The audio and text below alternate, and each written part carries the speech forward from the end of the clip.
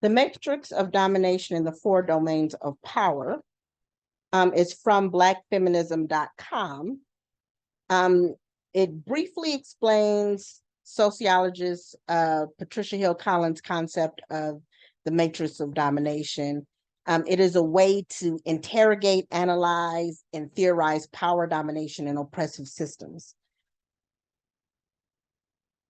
So let's look at the four interrelated dominations of organized power. The first one is the structural domain of power. The second is the disciplinary domain of power. The third is the hegemonic domain of power. And the final is the interpersonal domain of power. The structural domain of power organizes oppression. They write, the structural domain of power is the matrix of domination. In the matrix of domination organizes oppression in society.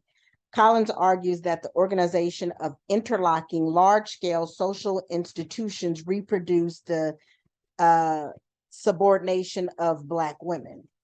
We can apply this to people of color. So if you remember the Tricia Ross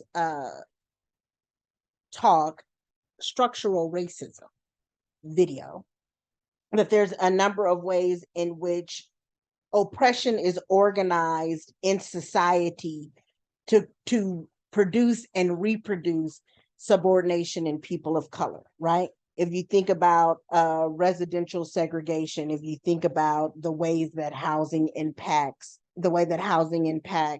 education, the way that housing impacts generational wealth, the structural domain of power organizes our society. The disciplinary domain of power manages that oppression. The disciplinary domain of power manages power relations and controls certain subpopulations.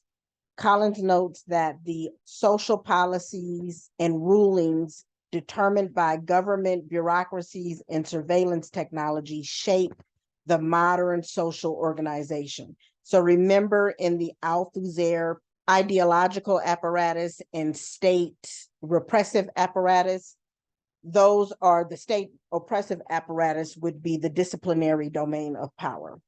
The hegemonic domain of power is, it refashions and normalizes. So hegemony refers to a system of ideas developed by the dominant group that justifies their practices.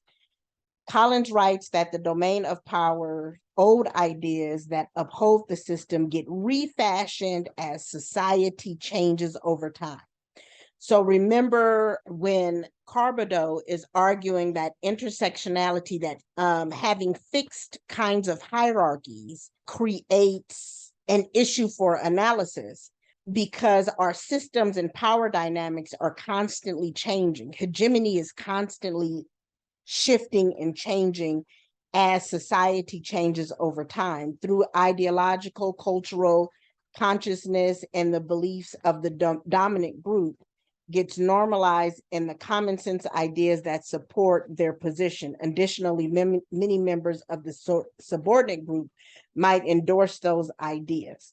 So thinking again about the ideological apparatus from Althusser, the education, family, law, religion, these concepts of the school, the church, community, organizing family, and the media, they are the ideological arm that helps to create these normalized systems, these common sense ideas that tend to support the power dynamic. It tends to support the institutional structural power and the disciplinary power. You've heard people say that police officers have to police in the ways that they do because this community is so bad, or because certain groups of people are so bad, or that you have to discipline certain groups of people or children in particular ways.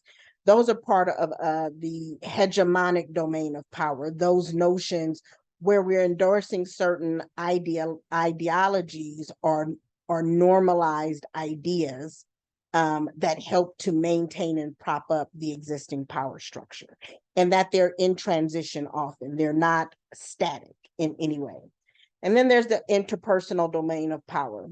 The interpersonal domain of power in the matrix of domination affects all of us in our everyday life. This domain of power refers to how our individual consciousness perpetuates the subordination of others. So it's our buy-in. It's the way that we agree to the ideas that maintain the existing power structures. Again, similar example. When we buy into the notion that a person who was shot by the police did some wrong because they, they turned and ran instead of being still, or because they were trying to get the police officer's arm from around their neck while they're choking, because that's a natural survival method.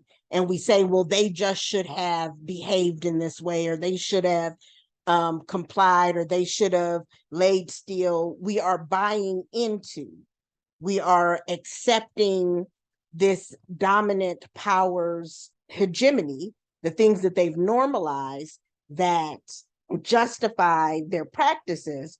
We tend to perpetuate them through our discourse, through how we relate to other people. If we think about Jane Elliott's workshops, and I don't know if you've all seen Jane Elliott, but Jane Elliott does these workshops where she asks predominantly white audiences if they believe that race or racism has gone away. And most of the audience usually says that yes, it's going away, or that it's close to going away, much like the Trisha Rose statistics show in that structural racism video. She then says, she has them raise their hand for a number of things. And one of the questions that she asked them to raise their hand for is whether or not they would switch places with a Black person. And most of the time, the audience absolutely does not raise their hand. That's a part of the interpersonal domain of power. We buy into a system that we know perpetuates the subordination, oppression, discrimination of other groups of people, but it doesn't affect us personally. Our buy-in, though, allows for that system to maintain itself. It allows for it to reproduce itself. If we didn't buy in, then the hegemonic domain of power could not exist, because then we're not reproducing the ideas in our ideological apparatuses. If the hegemonic domain of power doesn't exist, then there would be more resistance to the disciplinary domain of power. If the disciplinary domain of power cannot exist, then the structural domains of power can exist. The institutions can't practice the way they practice if we don't buy in. Okay, so that is all for this one.